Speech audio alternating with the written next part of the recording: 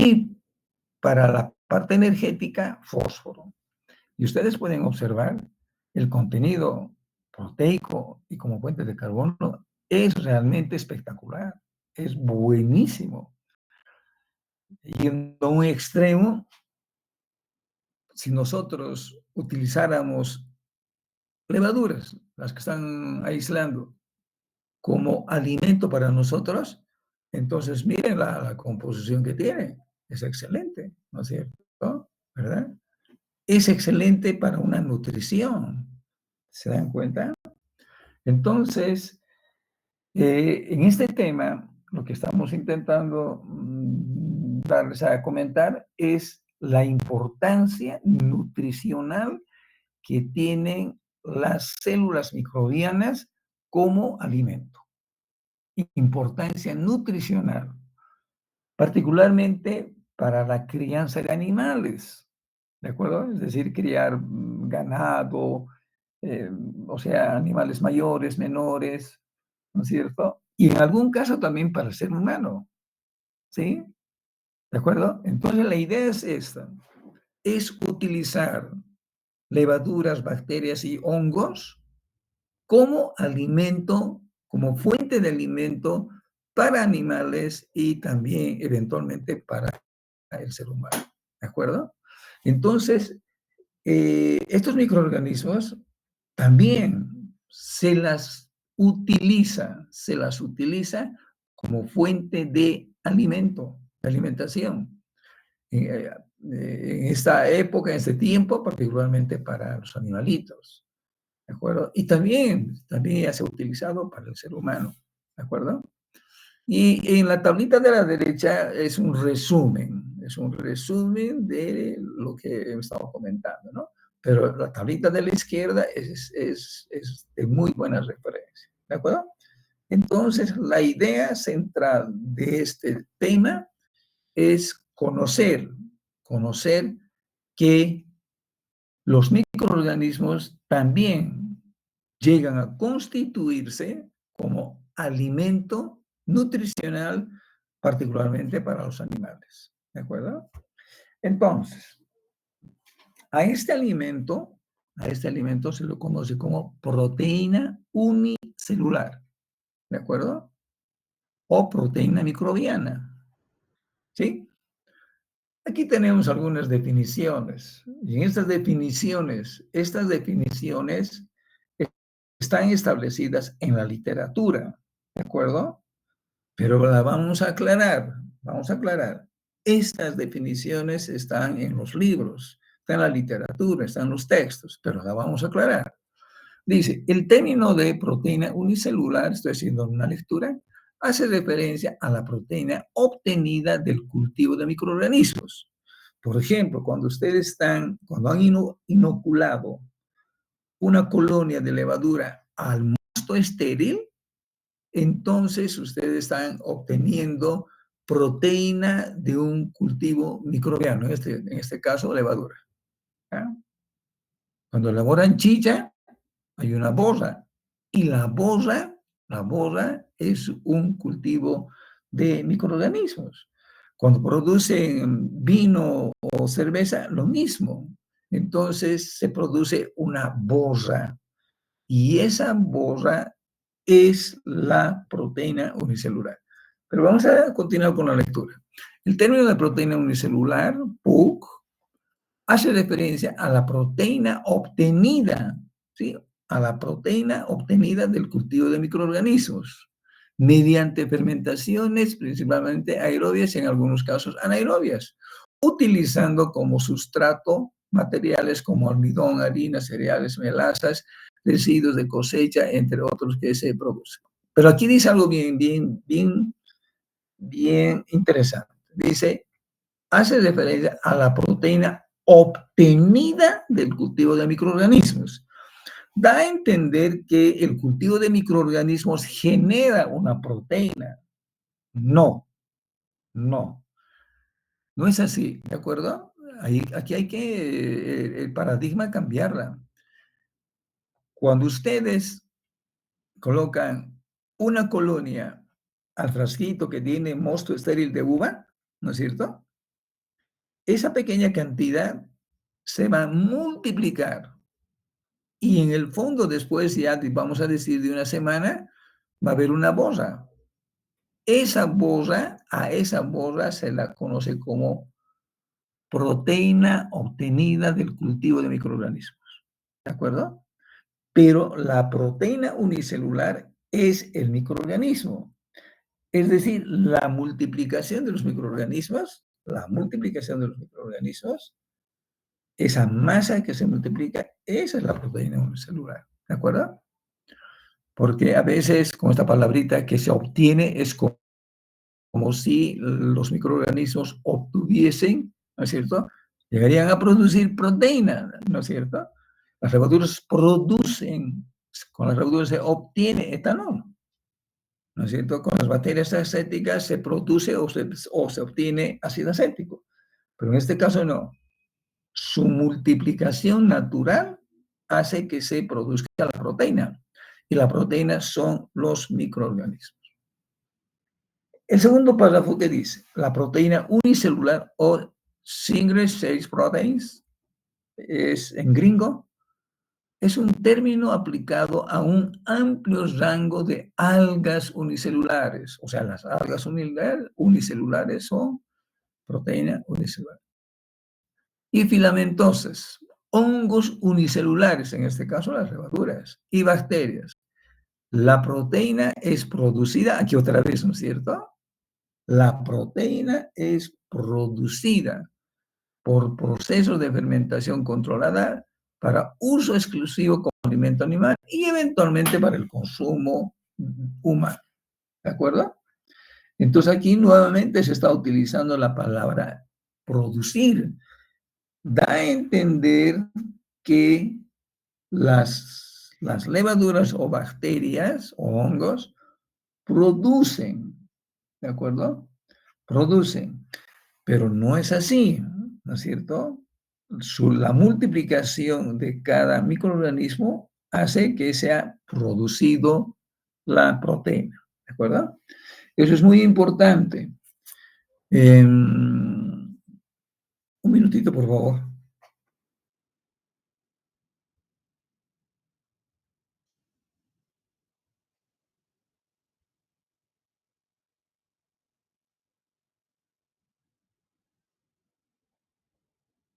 Estoy respondiendo un mensaje molestoso desde rato. Van a disculpar, ¿ya?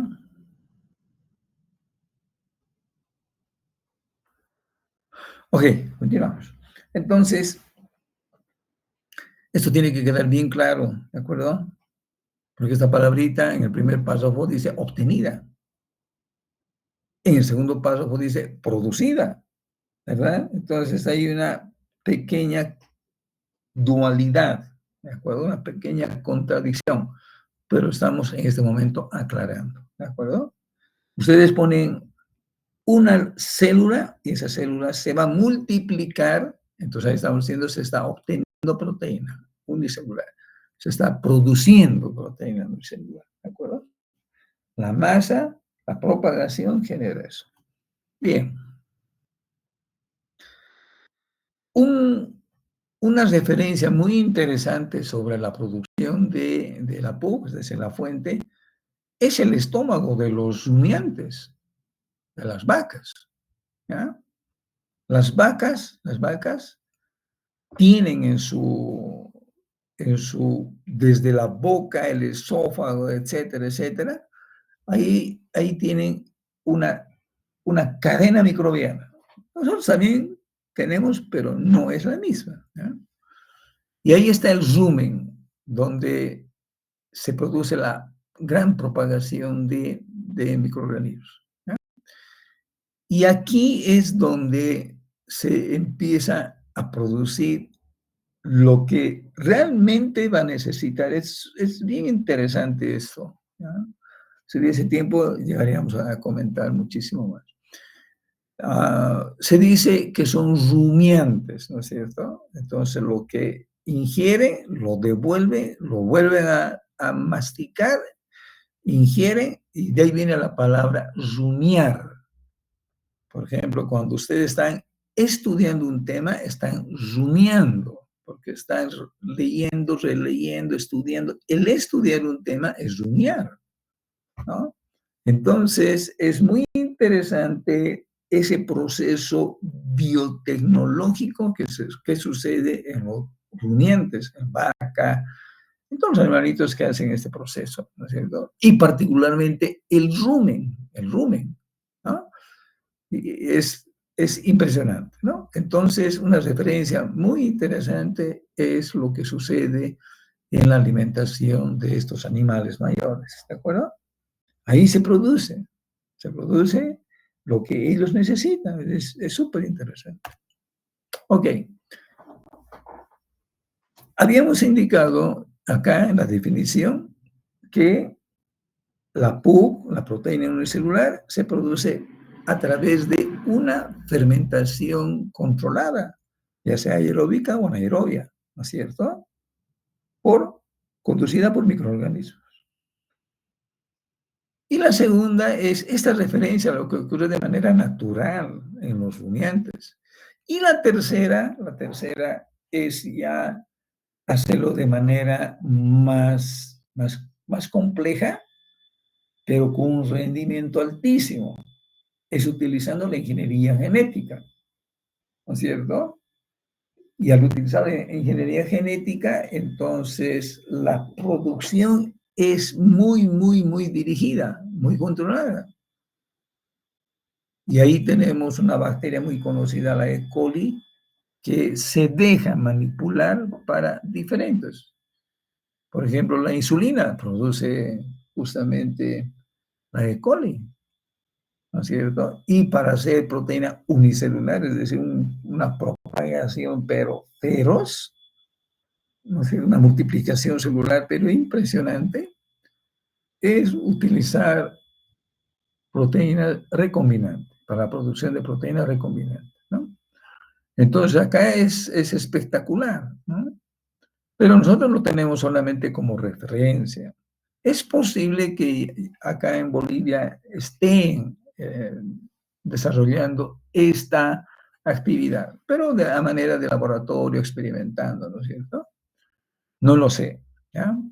Pero otros países, como ya es de referencia, pues lo hacen de manera muy natural, ¿sí? Entonces, a esta producción de proteína, recuerden, la primera es utilizando microorganismos, ¿no es cierto?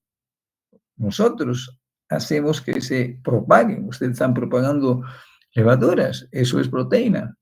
Entonces lo hacemos por fermentación, anaerobia o aerobia, utilizando levaduras, bacterias, hongos. Y también se pueden utilizar algas unicelulares o los hongos unicelulares, etcétera, etcétera. Y la segunda es lo que sucede en el organismo de los rumiantes. Y tercero es utilizando la biotecnología recombinante o también conocida como ingeniería genética, ¿no? Entonces ahí la producción se la conoce como proteína recombinante, ¿no? Y se manipulan los genes de la E. coli para que pueda producirse en grandes cantidades. Entonces, en este caso, es la E. coli, la proteína unicelular. Pero si de manera natural se produce 10 a la 5, y con la ingeniería genética no va a ser 10 a la 5, va a ser 10 a la 50. Imagínense la diferencia en su multiplicación, ¿verdad? Y la cuarta, esto ya es una producción altísima, altísima, ¿ya? Y Rusia empezó a meterse en este campo, ¿de acuerdo? De pronto, Rusia estaba expandiéndose bastante en en la parte de las personas, llamémoslo así, ¿de acuerdo? Entonces la población había aumentado demasiado y para satisfacer la alimentación, entonces había que hacer una mayor producción, por ejemplo, de ganado, animales mayores, ¿no es cierto? Pero para producir una gran cantidad de ganado, también la alimentación tenía que ser en grandes cantidades. Y de pronto empieza a haber carencia en la producción de ganado, por consecuente, carencia en la alimentación, ¿no es cierto? Pero es mejor decirlo al revés. Había poca alimentación para el ganado, entonces producían pocos animalitos y eso generaba poca alimentación, entonces había escasez de alimentación en la población rusa. Y ahí ellos de pronto empiezan a producir proteína unicelular, ¿de acuerdo? Y en los años 70, ¿no es cierto?, empiezan a producir la proteína unicelular, la PUC. Pero acá, por ejemplo, acá nosotros utilizamos almidón, harina de cereales, melaza, residuos orgánicos, ¿no es cierto? Cosas que son hasta cierto punto inofensivas. Y aquí es la alimentación que tiene el ganado, ¿no es cierto? Vamos a decir alfa, avena, etcétera, ¿no es cierto? A partir de ahí es la producción de la bioproteína. Y aquí se está utilizando ya una modificación, ¿verdad? Pero acá, no, las cosas cambiaron, porque estaban los rusos muy interesados en hacer mejor que esto, mejor, ¿verdad? Entonces empiezan a hacer sus investigaciones y empiezan a utilizar como fuente de nutrientes hidrocarburos. Etanol, imagínense, a partir de etanol, metanol, petróleo, etcétera. Entonces, de esa manera, en los años 70, empieza una feroz actividad industrial, ¿de acuerdo? Para producir la proteína unicelular, para alimentación de los animales. Y de esa manera tener mayor cantidad de producción de carne para la población rusa. Esa era la idea, ¿no es cierto? Y llegaron a tener 12 plantas enormes, con una producción, pero de más de 1.000.000 de toneladas. Esto es hartísimo. 1.000.000 de toneladas por año es, pero espectacular, ¿no? Entonces, ahí ya estaban dando una satisfacción de exigencia alimentaria al ganado, ¿de acuerdo? Ya empezó, ¿no es cierto? Y particularmente empezaron a manejar dos productos, Paprin y Gaprin, esas dos. ¿No? Pero sus fuentes de propagación no era, no era un mosto de uva, no era maltín, sino eran cosas más complicadas, como parafina líquida, imagínense. Metano, el gas metano. Entonces empezaron a utilizar fuentes nutricionales para propagar a los microorganismos extremadamente económicos, ¿no es cierto? Pero de pronto se genera, ya después de varios años, ¿de acuerdo? De varios años, se empieza a tener problemas en la alimentación de los animalitos. ¿Ah?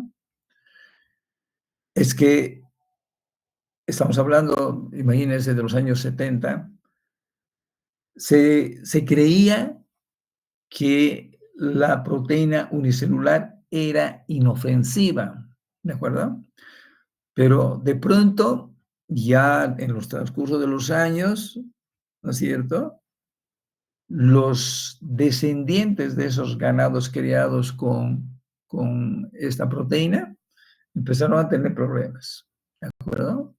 Problemas en que de alguna manera, la proteína que se estaba produciéndose, ¿no es cierto? Particularmente los aminoácidos, estaban llegando a eh, incorporarse, ¿de acuerdo? A incorporarse en la genética, en la parte fisiológica de estos animalitos. ¿De acuerdo? ¿Y qué tipo de problemas? Por ejemplo, cuando vemos una vaquita en el campo y vemos que de pronto está pestañeando y su cola está moviendo. ¿Por qué lo hace eso? A ver, ¿alguien sabe por qué hace eso? La vaca empieza a mover su cola y también empieza a parpadear. ¿Por qué lo hace eso? ¿Alguien sabe?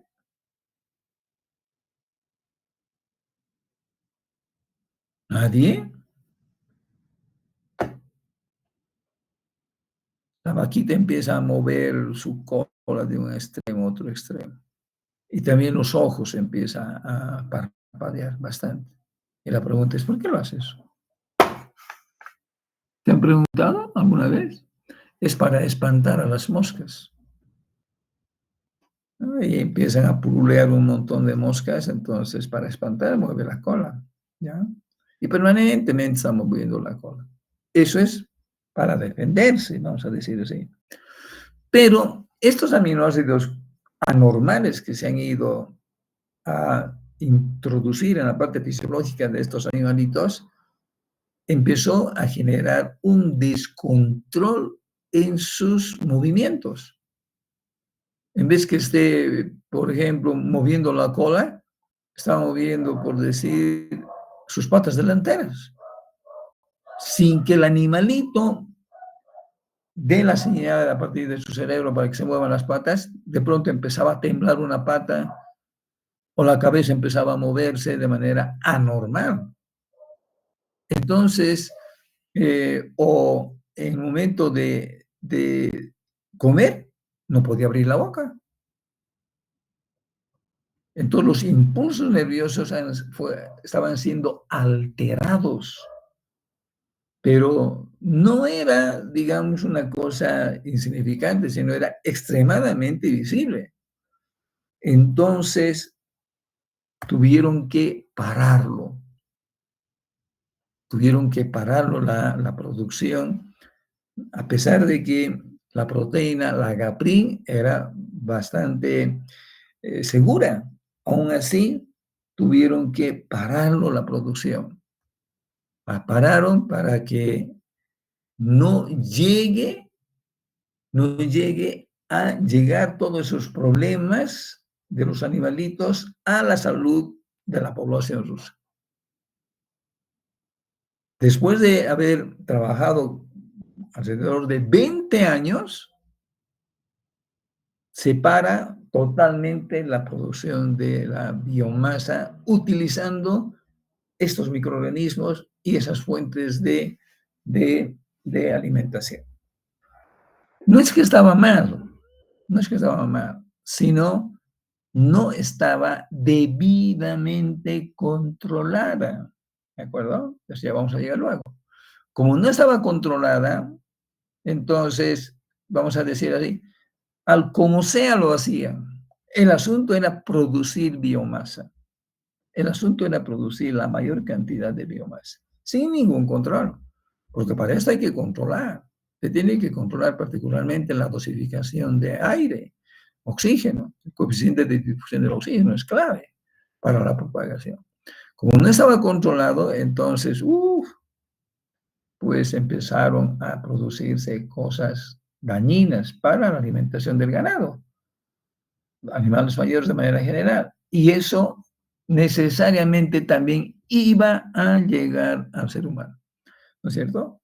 En ese momento hay una tremenda una controversia total a nivel mundial sobre el consumo de alimentos transgénicos, justamente también por eso, ¿no es cierto? A pesar de que hay algunos productos transgénicos son de extrema seguridad, pero hay otros que son de mediana y otros son malos, ¿verdad?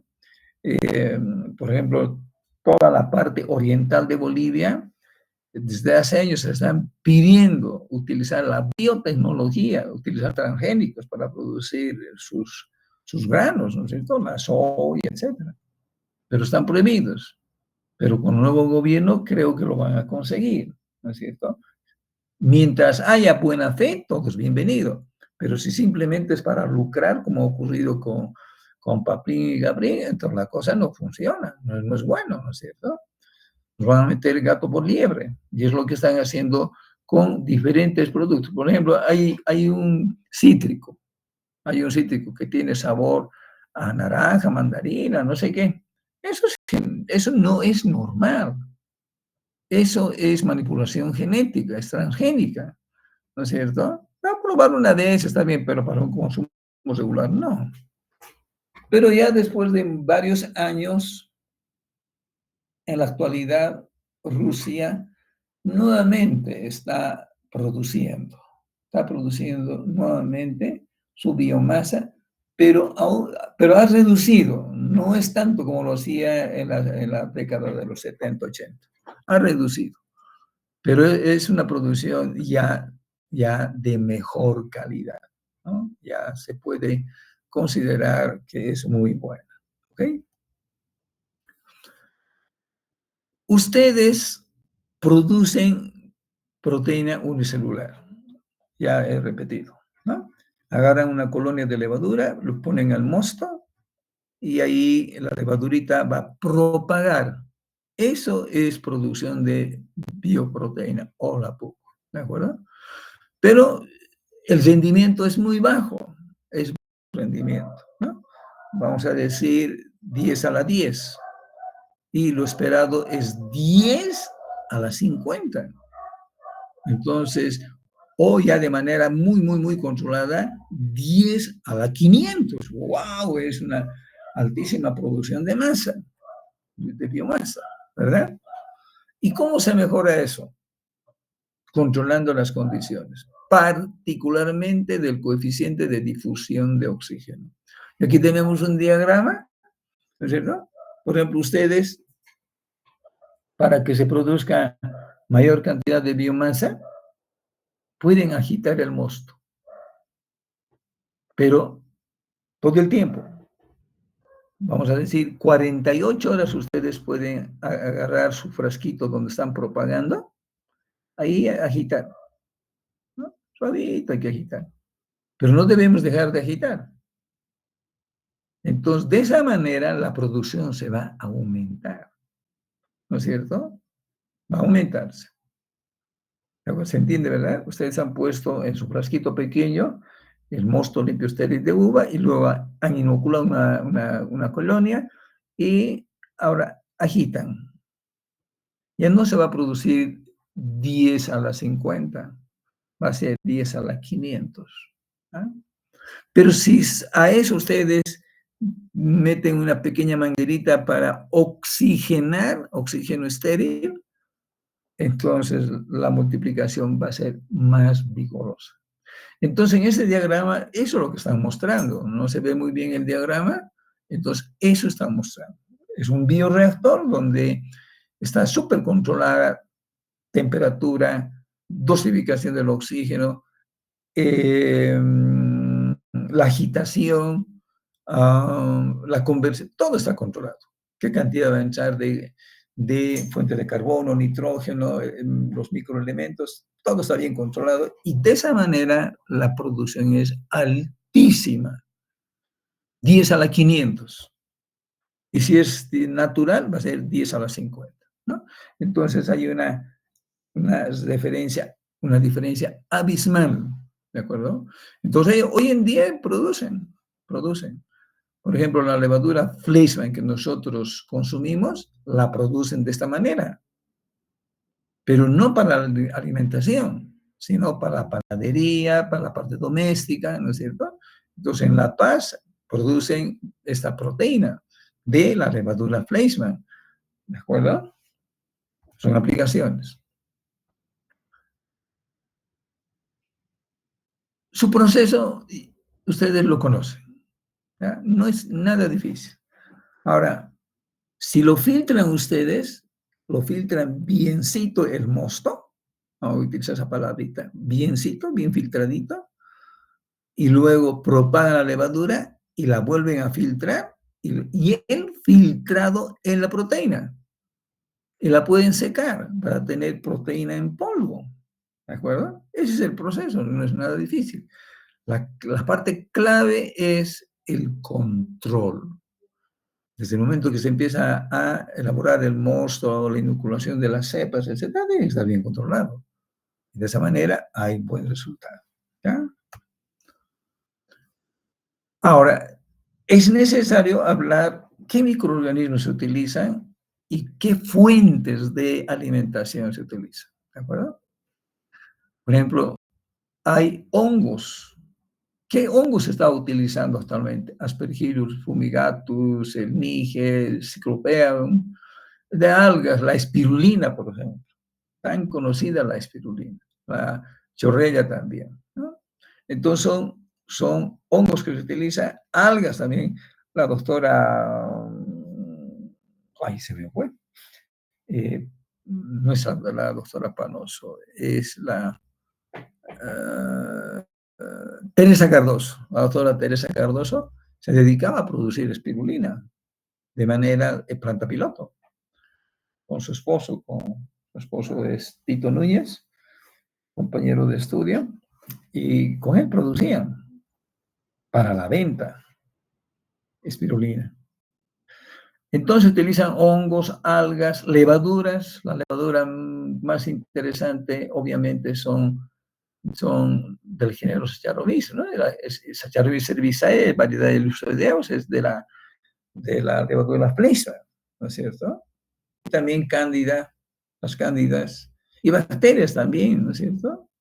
Las más interesantes son los lactobacilos las pseudomonas también, ¿no? Entonces se utilizan levaduras, hongos, bacterias, algas también se utilizan, ¿no? Y estas son las fuentes de, de consumo, es decir, el sustrato, ¿no es cierto? Y está ya definido. Por ejemplo, para las algas se utiliza el alga muy conocida, ¿no? La espirulina, y su fuente de alimentación puede ser dióxido de carbono, imagínense, combinación con gases, bicarbonato y luz solar, luz amarilla, para que pueda propagar, ¿no? Y las bacterias, las más interesantes son los bacilos. Son inofensivos y se los puede utilizar con mucha facilidad, ¿no? Y sus fuentes de alimentación, envasado de carne con colágeno en fermentado. Se utiliza bagazo. Las metilonas, por ejemplo, utilizan metanol. Las pseudomonas utilizan aceite combustible, es decir, petróleo. Entonces, todos estos microorganismos, en el grupo de las levaduras, la cándida, por ejemplo. La cándida es una levadura muy de una propagación terrible, mejor que las Saccharomyces. Se utilizan en alcanos, residuos de fécula, suelos de leche. Entonces acá tenemos una tablita, es un resumen, obviamente que se utilizan también muchos otros, ¿no es cierto? Están microorganismos y su fuente, el sustrato que utilizan. Y son sustratos bien raros, ¿no es cierto? ¿Verdad? Sustratos bien raros son. Claro, otros también que también las conocemos, ¿no? Ahora bien, ¿qué es lo que influye en la producción que la propagación sea altísima? Que lleguen lo más alto en la fase de crecimiento máximo exponencial. Entonces, inicialmente, la fermentación tiene que ser controlada, ¿de acuerdo? Controlada. No se lo tiene que dejar como la chicha, así, ahí nomás. La aireación, es decir, la transferencia de oxígeno, ¿no es cierto? Eso hemos hablado ya varias veces, tiene que ser crítico. Y tiene que ser aire estéril, porque en el aire está el oxígeno, ¿no es cierto? Tiene que ser aire. Eso es muy sencillísimo, es producir el aire estéril. Y también el pH en la propagación. Por ejemplo, nosotros no controlamos el pH, para nada. Ponemos ahí el mosto y dejamos que propague. Pero si queremos que exista una mejor propagación, Entonces hubiésemos que a un pH, el pH tiene que ser ligeramente ácido. Y de esa manera la propagación es muchísimo mejor. Pero no hay necesidad, solamente necesitamos que se propague una cantidad y de eso no necesitamos más. Pero acá la idea es propagar la mayor cantidad de células. Esa es la idea. Y aquí tenemos un bioreactor, ¿no? Un bioreactor donde se está controlando con vapor la temperatura. El motor para que exista una agitación permanente. Y tenemos ahí un dosificador, tanto de ácido y de base para controlar el pH, ¿no es cierto? Y tenemos la entrada de los nutrientes y también la inoculación del, del microorganismo, ¿no? Y en la imagen de la derecha tenemos algo más resumido, ¿no es cierto? Ahí está la entrada de aire con un filtro HEPAC para tener aire estéril. Y ahí por la parte superior se está haciendo la dosificación de los microorganismos, ¿no es cierto? Y al mismo tiempo de nutrientes. Y para que haya una producción continua, entonces el mosto también tiene que ir circulando y se lo tiene que ir mejorando, etcétera, ¿no? Y de esa manera la producción, es decir, alcanzar la fase de crecimiento máximo exponencial es elevadísima. Entonces necesita un bioreactor, un fermentador controlado, ¿no? En este caso, como está entrando aire, va a ser aerobio el proceso. Entonces, ¿de qué hemos hablado? Entonces, aquí tenemos los factores que influyen en la propagación, ¿no es cierto? El pH. El pH es crítico, ¿no es cierto? La mayoría de las levaduras toleran rangos de pH de 3 a 10. Y nuestro mosto tiene un pH casi neutro por la gran cantidad de agua que tiene, ¿no es cierto? Entonces, no nos preocupamos del pH. Pero si deseamos y tenemos la información de los microorganismos, entonces podemos ajustar el pH de tal manera que la propagación sea más exitosa. Ahora, para algunos microorganismos, un pH alto, pues va a producir una inhibición. Y para otros microorganismos, un pH ácido, igual. Entonces, ya cada microorganismo tiene sus referencias de rangos de pH. Pero un pH, como ya había indicado, un pH muy favorable, particularmente para las levaduras, está en un ligeramente ácido, más o menos entre 5 a 6, ligeramente ácido. Entonces, de esa manera, las levaduras propagan con mayor velocidad, ¿no? Y si nos vamos a la zona alcalina, estamos en el 7, 8, entonces algunas levaduras no toleran y van a ser inhibidas. O una región muy ácida, lo propio, ¿no es cierto? Y para cada grupo de microorganismos hay una referencia de pH, ¿no? Ahora, el aire estéril. El aire no es nada difícil de producir un aire estéril, ¿no? Entonces no hay mucho problema, pero es muy necesario que el aire tiene que ser estéril y para ello hay formas muy sencillas y también complejas. Complejas es utilizando filtros HEPAC. Los filtros HEPAC, por ejemplo, se utiliza eh,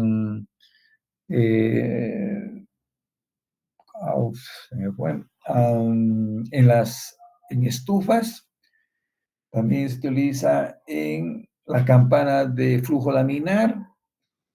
Por ejemplo, los acondicionadores que tenemos en el laboratorio que suenan tan fuerte, esos también tienen filtro HEPAC. Y estos filtros HEPAC tienen diferentes porosidades, ¿no? Para un laboratorio exigente tiene que ser microporos, ¿no? Y en el laboratorio donde estamos nosotros, cuando yo lo enciendo el extractor, entonces está filtrando, está sacando todo el aire malo, ¿no? Está filtrándolo. y tenemos un ambiente estéril. No estéril, pero un ambiente muy, muy bueno, porque utiliza filtros HEPA. ¿Mm? Aquí vemos cómo afecta el oxígeno, la aireación en la producción, ¿no? Tiene que haber el coeficiente de distribución del oxígeno tiene que ser óptimo, de tal manera que el tiempo no sea mayor, ¿de acuerdo? Ahora, si el tiempo se alarga por una mala dosificación del aire, como estamos viendo aquí en la gráfica, ¿no es cierto? Entonces hay más consumo de todo. La idea es producir en el menor tiempo y de esa manera la producción es más alta, ¿no es cierto? Ahora, esto es crítico en el metabolismo de las células. Bueno, de manera natural, las levaduras se las arreglan como se las arreglarán. El asunto es que llega de alguna manera a su célula el oxígeno. Entonces, pero si está agitado, ya le va a llegar más rápido, ¿no es cierto? Pero si está agitado y dosificado de manera correcta, entonces le va a llegar lo bueno, le va a llegar. Entonces, de esa manera va a respirar bien. Es como estuviésemos nosotros en un ambiente cerrado con muchísimas personas y estamos tratando de respirar. Y no se puede respirar, ¿no es cierto? Nos sentimos un poco agitados, presionados, empezamos a, a sentir asfixia, ¿no es cierto? Pero si quitamos a la mitad de las personas, entonces vamos a respirar mejor. Entonces, ¿verdad? Y si quitamos a todas las personas y nos quedamos solitos, entonces no vamos a tener problemas, ¿no? Es más o menos así funciona. Entonces, crítico, ¿no? la, la, los factores, ¿no? Particularmente oxígeno. Ahora, cómo llevamos nosotros a un cultivo? Es a través de un pie de cuba. El pie de cuba es un iniciador de la fermentación, ¿no? Y aquí estamos viendo, ¿verdad? La levadurita está en pico de flauta. Entonces agarramos un material de 500 mililitros con mosto, ahí vamos a introducir una asada, vamos a inocular levadura. Y ahí se va a multiplicar. Y a las 48 horas llevamos a un tanque de 50, de 40, al máximo 200 litros.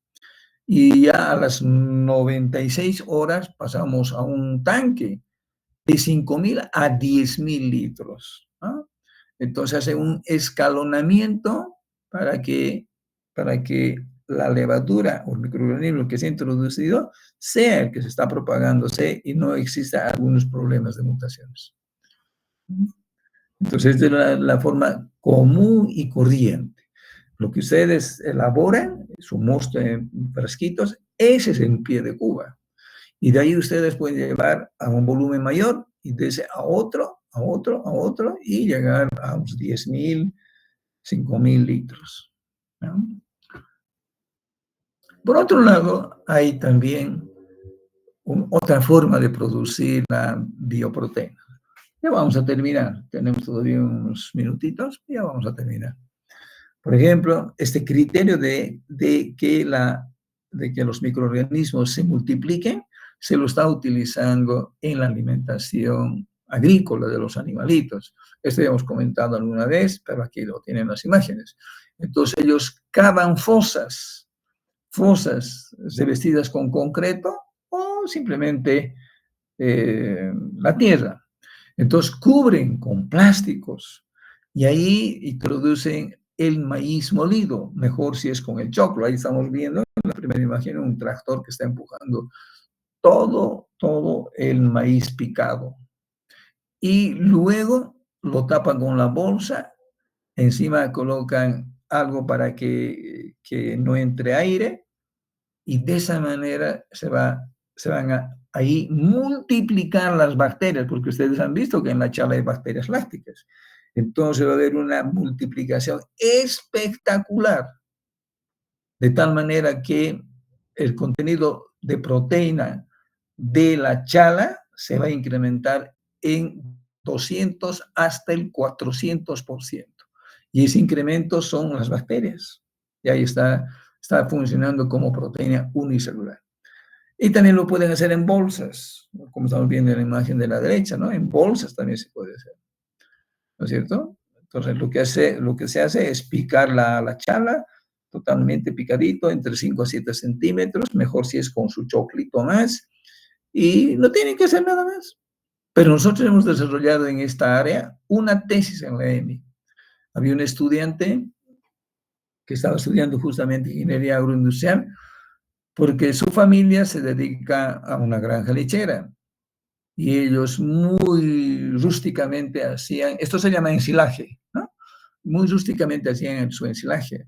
Entonces el ensilaje querían mejorarlo. Entonces hicimos la tesis y ahí hemos incrementado en la chala picada plátano, plátano y también urea. Y de esa manera ha llegado al 500% de incremento de proteína. El mínimo estaba en 250, algo por ahí, no recuerdo bien, ¿no? 200, pero al máximo era de 500. Una belleza. En vez de darle una bolsa de chala picada, se le daba cuarta bolsa. Con cuarta bolsa ya el animalito ya había hecho una satisfacción en su demanda nutricional de proteína. ¿No es cierto? Muy, muy bueno. Esto lo hacen en todo el mundo. En todo el mundo lo hacen. Y acá en Cochabamba lo hacen en Sipe, justamente esta muchacha que hizo la tesis es de Sipe. Hacen en Sipe, hacen en Valle Alto, Valle Bajo, por todas partes, en el oriente lo propio. Y listo, ahí se acabó. Entonces hemos terminado. Hemos tenido una horita de clases. Este tema es muy, muy interesante, muy bonito. He desarrollado por lo menos en esta área unas 5 tesis, por lo menos. Y de todas esas, la mejorcita es esta la que les he comentado. Producir bioproteína a través de un ensilaje controlado. Y allá en Sipe había sido una sociedad de, creo, 20 familias, no sé si a la fecha siguen las 20 o han incrementado, y la idea era que todas estas familias puedan tener una mejor alimentación, una calidad de alimentación, y la producción, obviamente, la producción lechera se incrementó. O sea, una tesis muy, muy, muy bonita, y lo más interesante, fuera de lo que ha sido un trabajo de investigación, es sus beneficios, ¿no? La justificación. La justificación es dar beneficio a la Asociación de Creadores de Ganado Lechero, allá en Sipe. Tiene un nombrecito, pues ya me olvidé, esto ya sucedió hace por lo menos unos 7, 8 años atrás, ¿no? Ya me olvidé de la asociación. Y a la fecha, la verdad, no lo sé, pero esta idea de utilizar banano lo he ido manifestando a todas las personas que hacen esto, y me han dicho, lo hacen muy rústicamente, así, sin mucho controlar, y han visto que sí hay mayor propagación de los microorganismos. ¿Ah? Muy bien, hasta aquí ha sido nuestra clase. Entonces, vamos a dejar de presentar. Y recordemos lo siguiente, en este momento mismo voy a gestionar para que lo puedan retirar las personas que desean mejorar la nota, ¿no? Van a retirar el trabajo de yogur y lo tienen que hacer con esas dos referencias. Tiene que ser un ensayo, no un diagrama de proceso, no. Tiene que ser un ensayo, ¿de acuerdo? El ensayo tiene la introducción, el desarrollo y conclusiones. 3 partes tiene el ensayo. Y además elaborado por la IA. Y la IA tiene que estar el prompt, la comunicación que han tenido con la IA, arriba, al principio tiene que estar, ¿no? ¿De acuerdo? Y eso va a ser hasta las 12 de la noche.